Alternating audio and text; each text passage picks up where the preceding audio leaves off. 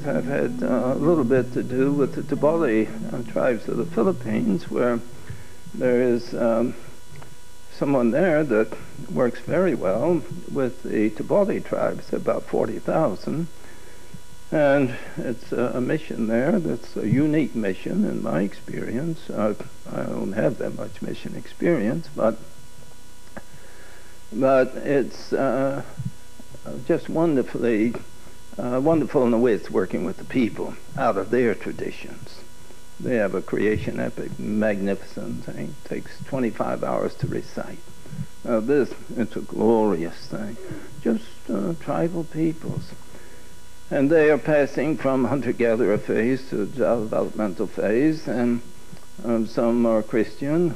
They're not particularly anxious to baptize them, because why baptize them? Why not give them time? And so forth. But to go in and start baptizing is not always that helpful. But there is this question of, as regards the Philippines generally, and they have these basic Christian communities. I believe in Brazil they have between 50,000 and 100,000 basic Christian communities, as they call them, and they get together and they read Scripture and discuss what it means particularly, and it's been part of liberation theology. And liberation theology has its glorious aspect. But in my own view, I would like to see basic life communities develop. Basic communities based on the soil, based on the land, based on the religious meaning of the earth.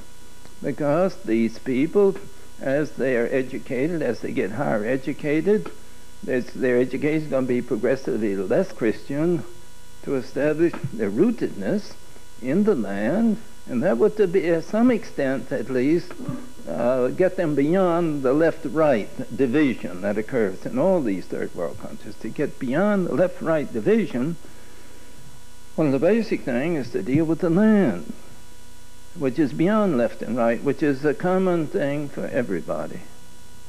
Thomas Berry's response to the humanistic view of theology: it is cruelty under the guise of goodness. He says that much of this effort to save lives will end up in the destruction of people.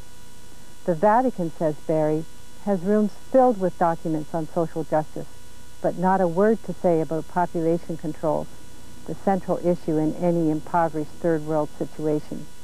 And the endless effort to exploit the natural world in the name of people's livelihoods, the fisheries, the mines, the forests, is going to end up in the total collapse of fantastic numbers of people.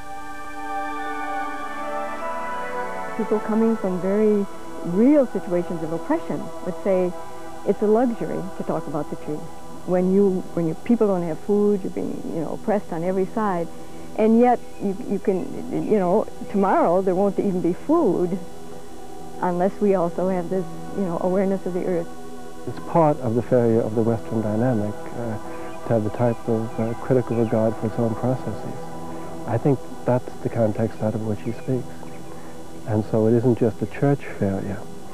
There's something about the Western dynamic that perhaps counterfeits Christianity in terms of the driven quality of life and uncritical regard for progress that places us in this dilemma. So in that regard, his voice is one that will allow the church to meet that challenge.